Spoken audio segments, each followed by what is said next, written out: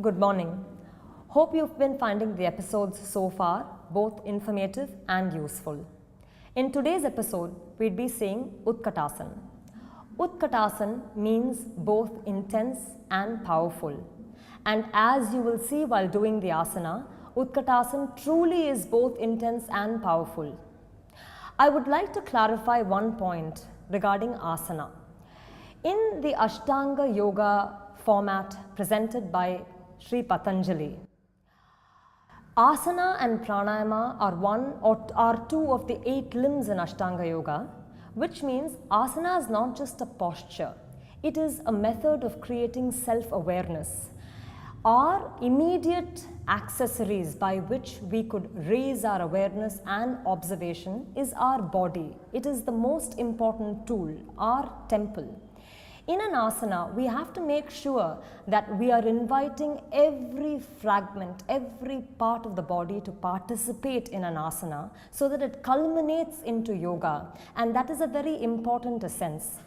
Also, I'd like to emphasize that we are ordering the episodes in such a way that the preceding as well as succeeding episode are aligned in such a way that they deliver a meaningful sequence. So it's not a random order of episodes or asanas.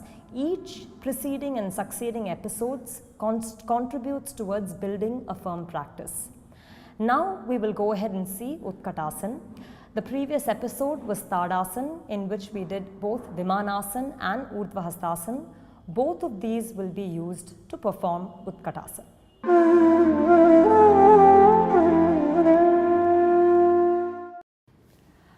We will now take you through the instructions for Utkatasana.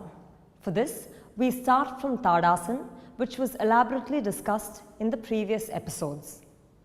With the feet and toes together, stretching every toe one away from the other, equally placing weight on both feet. You take the knees back, thighs back, lock the kneecaps up. From there, you raise the chest up, raise the sternum up, spread the collarbone from center to side, and take the shoulder back towards the back of the socket, sharply bringing the back ribs towards the front, and at the same time lowering the buttock muscle down. You have to take your hands to the side in Vimanasana. With the hands at the side, originating from the center of the chest, spreading the chest wide as if the chest was widening all the way towards the fingertips.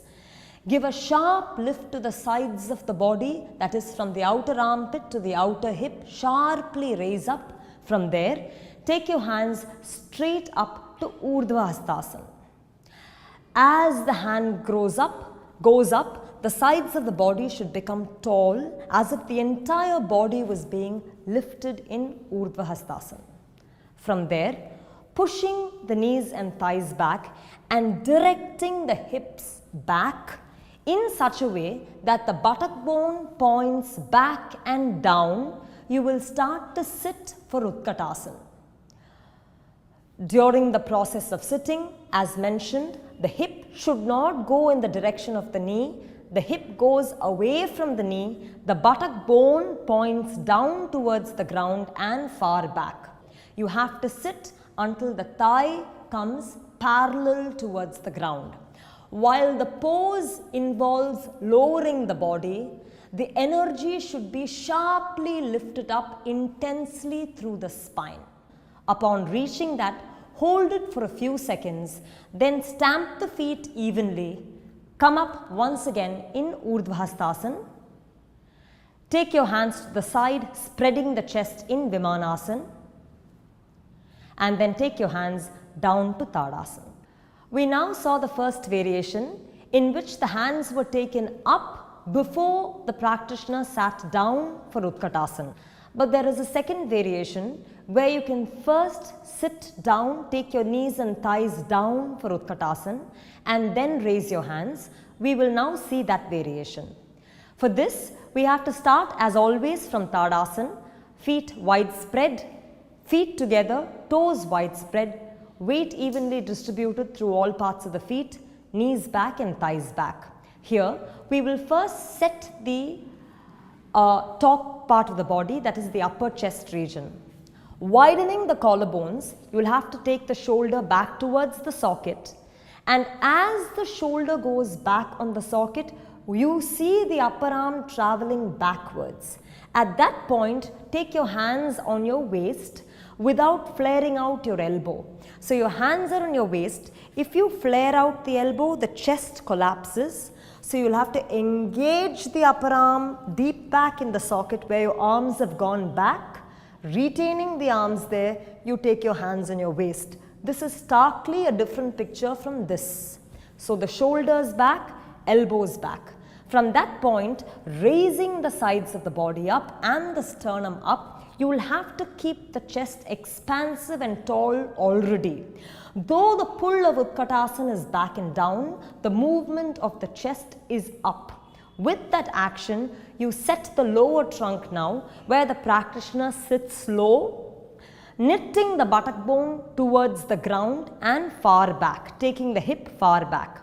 At this point, remember we said that the grip of the chest is upward, that needs to be retained, while the squatting position goes until the thigh is parallel to the ground. Here you have to adjust the spine straight, pulling the spine back as if it comes over the buttock. From there, you take your hand in Urdhva Hastasana, then raise the spine further with the action of Urdhva Hastasana, then stamp the feet and then come up, lower your hands to Tadasana.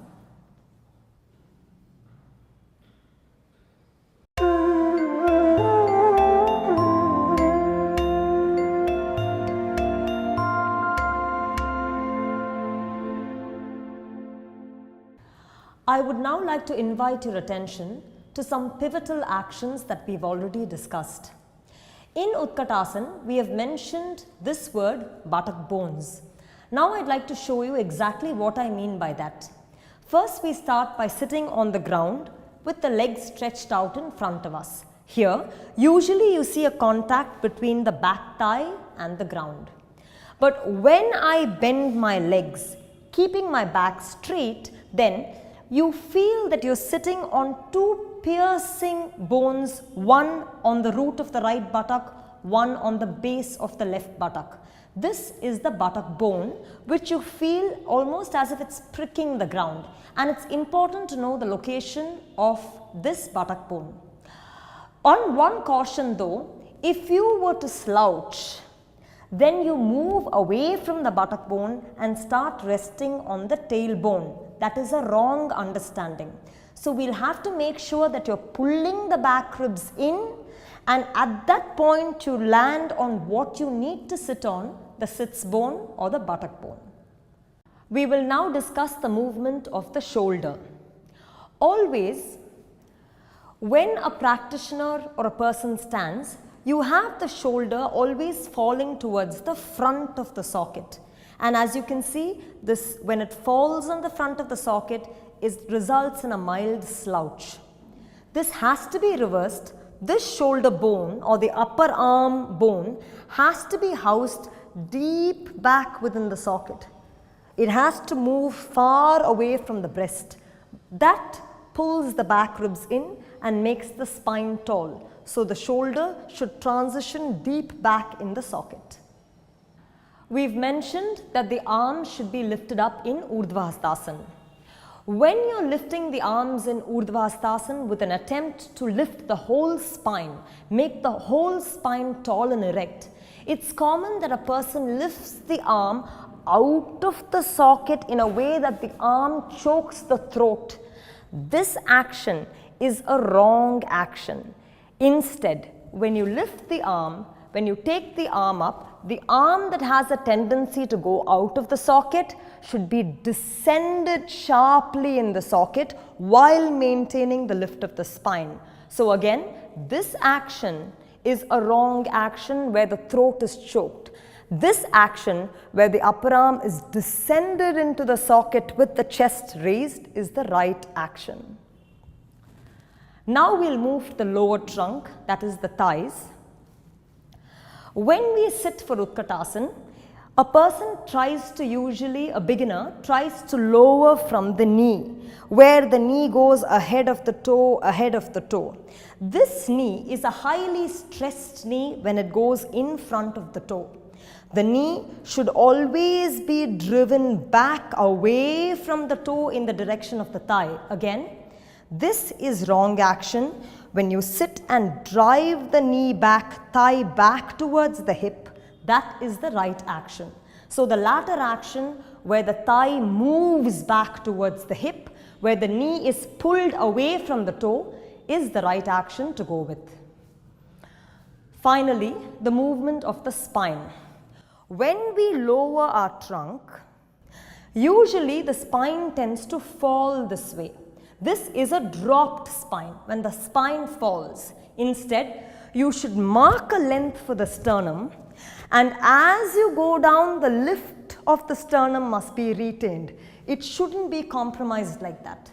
Keeping the chest lifted, you should strike utkatasana. There is then the action of the buttock muscle, and this is an important action to note. The buttock muscle, as in this is the entire gluteal muscle, and at the origin of the buttock, where the buttock starts, that point should be noted. Usually when a person goes into utkatasana or any standing pose for that matter, there is a tendency to push the spine lower back forward, because of which this buttock muscle raises up. This causes tremendous strain in the lower back. That should not happen. This buttock muscle should move down. And when this buttock muscle moves down, as you can see, the abdomen naturally moves towards the spine. Again, this is the wrong action, where the buttock is lifted and the lumbar is thrusted. This is the right action, where the buttock is lowered and the abdomen naturally falls back. It is with this action that you need to go to utkatasana. This would be the right action. This, where the buttock pops back, lifts up, and the lumbar protrudes, is a wrong action. Buttock down, abdomen going towards the spine.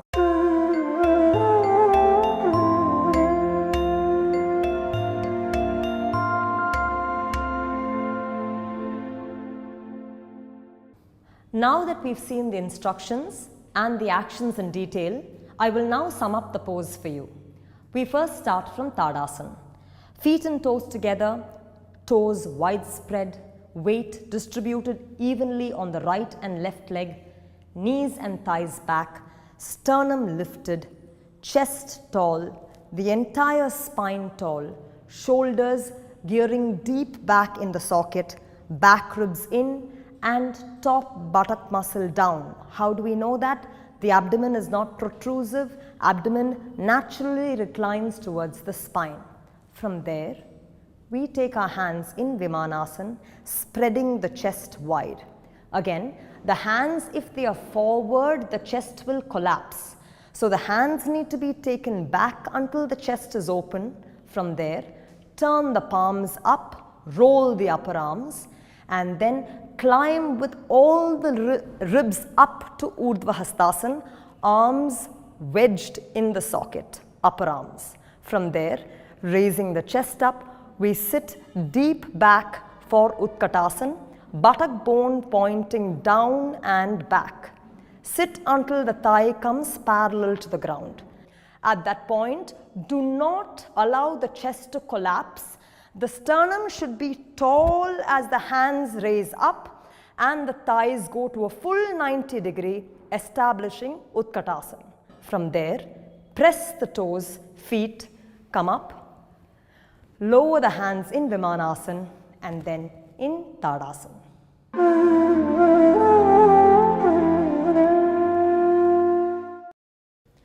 We will now show you how to address the problem of a strained lower back or a strained back in Utkatasana. You keep your hand on the waist and go down to Utkatasana with the chest, spine lifted as well as the thighs back, buttock both back and down. Very often it so happens that while the buttock is being pushed and the chest is lifted, a strain is felt on the lower back. I will now show you this with the hands up in Urdhva Hastasana. As you can see, there is an entire arching lower back with the abdomen protruding forward. This puts immense pressure on the lower back.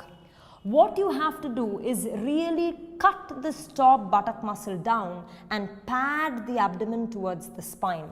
Now there's a transition, it's a lengthened spine, released spine, and this is the spine necessary for Utkatasana. Stamping the feet, we come back up to Urdhva Hastasana and then to Tadasana. Another approach to relieving lower back strain is by keeping the legs hip width apart. Take the hands on the waist. By hip width, I mean the portion, the line between the outer hip and outer ankle. When both feet are kept so wide such that the outer hip is in line with the outer ankle, that is hip width apart. You can go to Utkatasana with the legs apart because that again spreads the spinal muscles. But to make sure that during the process of Utkatasana you are not collapsing the knees inside, to make sure it's useful or helpful to keep a firm block or a soft block between your thighs, as we will show now. Taking a foam block, again this is not a heavy block, this is a light block which is wedged between the thigh right below the groin. Keeping the brick between the thigh, roll the thighs in.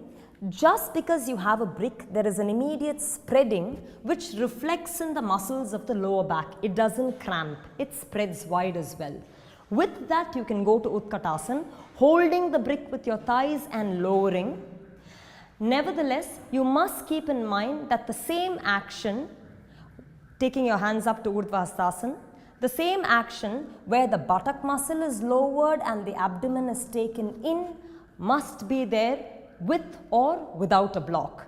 Keeping a block, pressing the feet down, you come up once again in Urdhva Hastasana and lower your hands in Tadasana.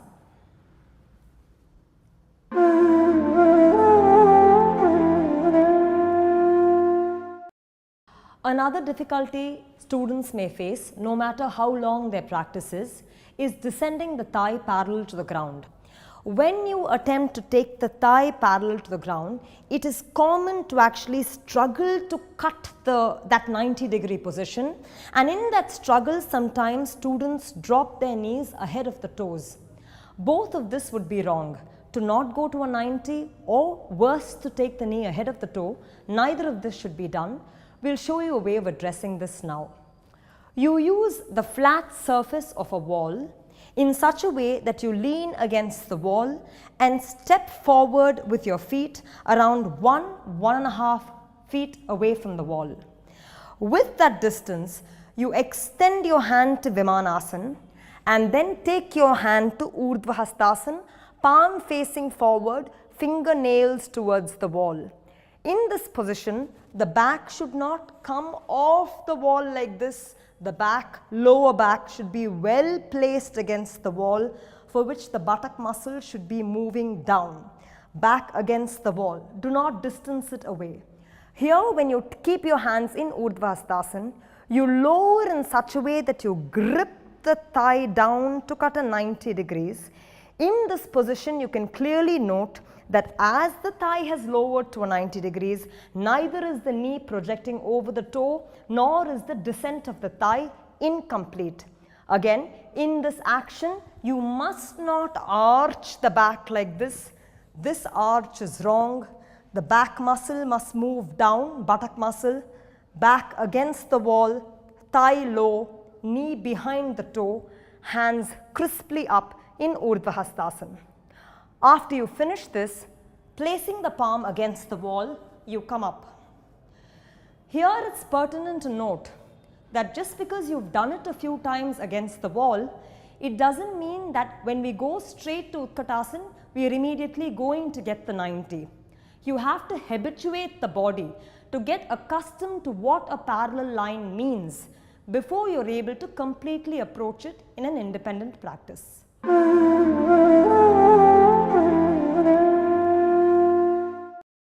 Another problem that a student may face is to keep the sternum lifted as you lower yourself in utkatasana.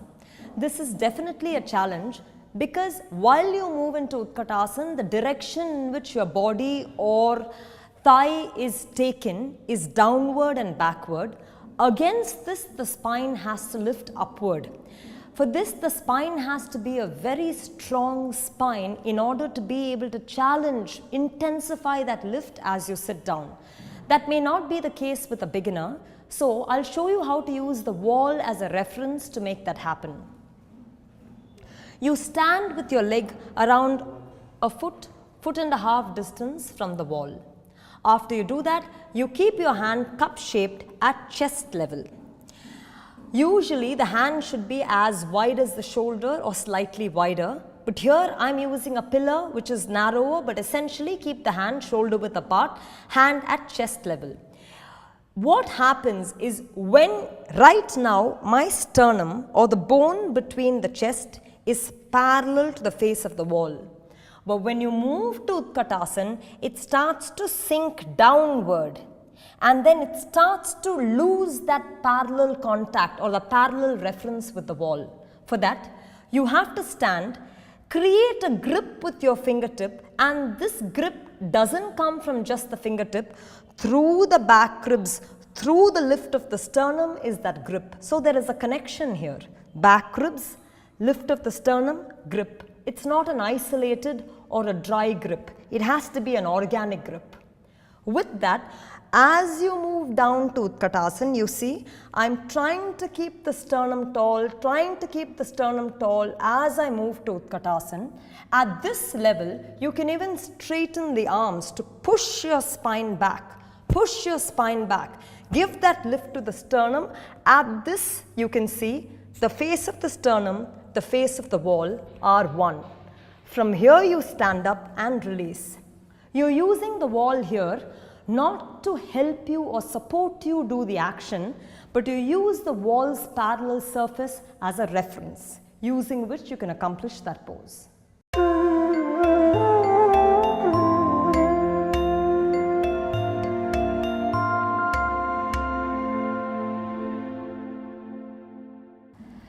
In today's episode, we saw various sections to a practice, general instructions, queries, clarifications of certain actions, certain challenges in practice and how it can be overcome, and hence there are various dimensions to the practice of an asana. The asana itself is very nuanced and one has to concentrate, apply and do an asana mindfully. Moving to the benefits of utkatasana, because we go to a low squat-like position, exercising and applying all parts of the lower limb, that is the legs, the thigh bone, the ankle, the knee, the shin bone, the feet, they are all properly engaged, wholly engaged, delivering great benefit and strength to both the muscular and the skeletal structure of the leg. And then, as we saw in Tadasana, we did Vimanasana and then Urdhvastasana.